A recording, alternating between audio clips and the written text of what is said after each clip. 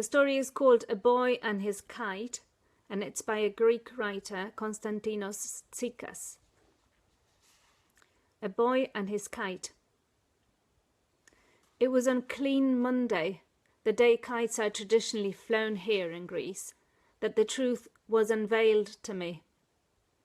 I was 11 back then, the day of my epiphany. I was watching the kites scattered all over the bluish canvas.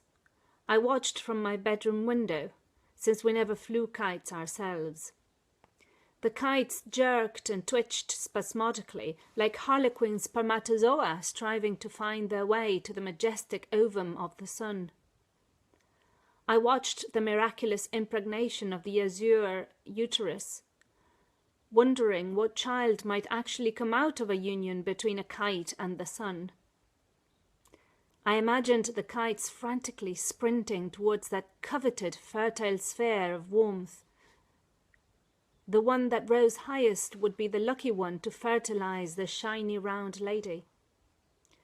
Their offspring would combine the best features of its parents, something breathtakingly beautiful, lethally dazzling, invariably airborne, with a predilection to suicide by hurling itself onto telegraph posts. Even before that Clean Monday, that fateful Kathara Deftera, I was fully aware that I was different, perhaps not even human. I bore no similarity to any other person I knew. To me, people were blatantly and unremarkably crude, as glued to the ground as could be. But I was different. One with the breeze, dainty and graceful like no other being in my immediate environment. It must be said that neither of my parents looked entirely human. However, their zoomorphic qualities were hardly admirable, clammy with their red mugs, their countenances of idiocy. They could have been swine desperately trying to pass for human. At first I thought I was a bird. I had no other dreams but of flying, soaring above deserts like a vulture, or hovering over the towering behemoths of a futuristic metropolis, in the guise of a mutated pigeon with red eyes and dark feathers, fluttering every evening to the extent that I often woke up exhausted as if I had been sleepwalking, only I was actually dream-flying.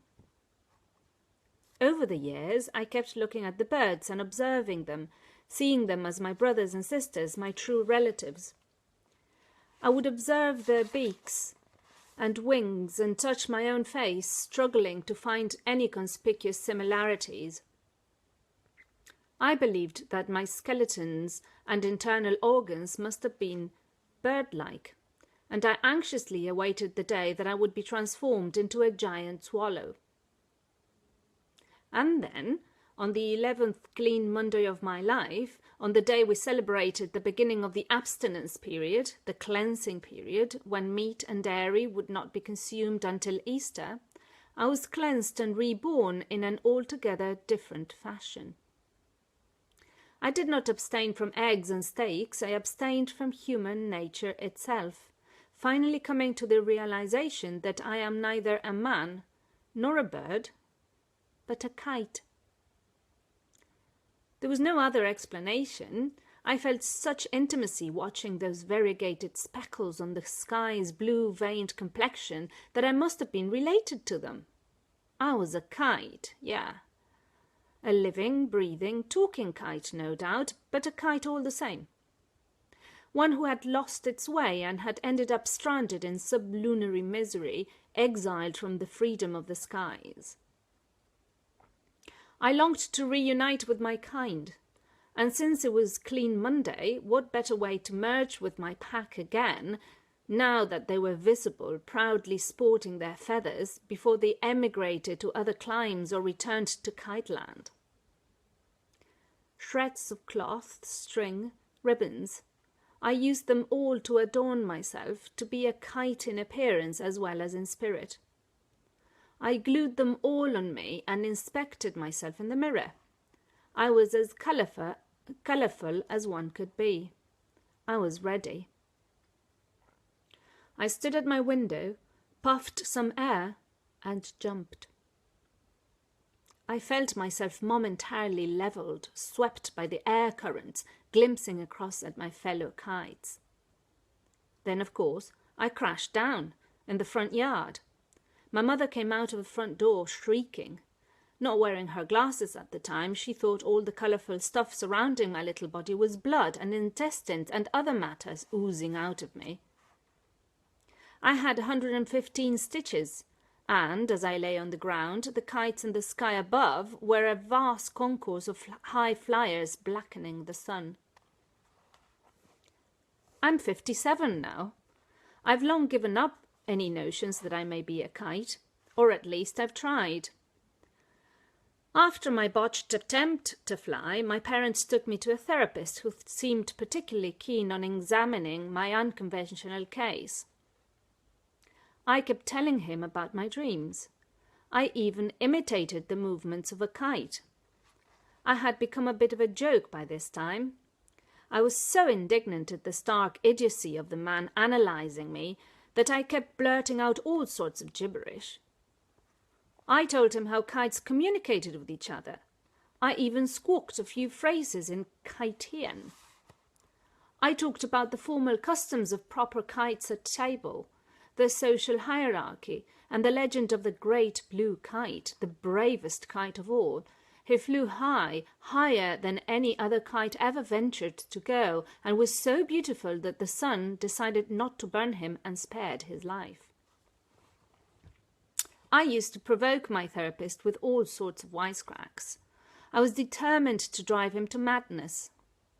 One day, I walked in his office, all wrapped up in string, announcing that I was ready to be repatriated, to fly back to my motherland, a mountainous community somewhere in the Andes where all kites lived together in peace and love, breathing the cool air of that altitude.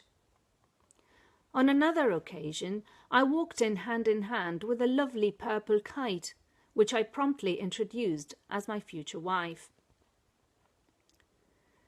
Great days they were back then. The imbecile therapist was ludicrous, and my little show kept on until my late teens, when I finally grew out of it. But since then, my life has been colourless and earthbound. I started working in an office, no, slaving, actually, and as time went by, I completely forgot my kite roots. I was an excordate kite, devoid of colour and joy, bleached and featherless. Until today. Today, something changed. It's Clean Monday today. Every Clean Monday in the last 5 years, I have driven all the way up to Lavrio, an industrial zone filled with broody, dusty hills and semi-abandoned factories. This place soothes me, detached and lonely as it is. I just stand here, gazing at the multitude of kites looming on the horizon. I can't help but identify with this depressive area. There's a kid here today. He's about 17. He wears a denim jacket, faded blue jeans, a yellow shirt and a pair of sunglasses. He doesn't seem to notice me or simply does not care. He's trying to fly his kite. It is a large kite, bright green and yellow, made of the cheapest fabric. It's cute, but it's torn, it's tattered, it's adorned with at least 4 or 5 sizable holes. It cannot fly. It will never fly. It's like a bird with broken wings. Still, the boy perseveres. He keeps moving back and forth, trying to push the kite upwards, waving it like an obnoxious banner, hurling it with all its strength in a last-ditch attempt to lift it up and keep it there, hoping that the air currents would be generous enough to comply, as if the kite wasn't torn up, as if the boy wasn't clumsily mixed up in his own string. Something moves me in this picture. Granted, the boy reminds me of myself and the kite exudes a certain decadent beauty, but there's something more. The passion. The the boy's desperate efforts to achieve the impossible. It's obvious he will never get it up. Still he tries. In vain he tries for hours. I watch him from a distance, hypnotized by his repetitive movements and the atonal drone in the air. He must have tried getting the kite up 14 or 15 times already. I take my Polaroid out and start taking pictures of the boy. He moves frantically around, almost ecstatic, a Bacchus in Levi's, and the colours mix up. The colours of his clothes and the colours of the kite, they become one, a vibrant psychedelic blur amidst the heat of the noon. Finally, the boy gives up. He raises his hands in the air one last time, as if bowing to the forces of nature, a strange pagan gesture, thanking the air even though it wasn't favourable today. He then carries the kite slowly, ceremoniously, and tosses it into the only dustbin there. It's like a funeral ceremony. He's mourning the fallen of the battle, the perished warrior. He stands in front of the dustbin for a while. Finally, he leaves. Half an hour later, I go to the dustbin. I pull out the entombed kite, dust it off, and examine it. It's like a mirror to me. It's evening, and I'm back home. I've brought the kite with me. In the bedroom, I lay all the pictures on the floor. I carefully examine how the boy moved and jerked and struggled. I place them in chronological order, from the first attempt after I had my camera out to the ultimate resignation. I perused them. I spent the night sleeping with the kite, gently folding the wood and the metal and the ripped plastic. I wake up. I had an excellent idea. Fly the kite.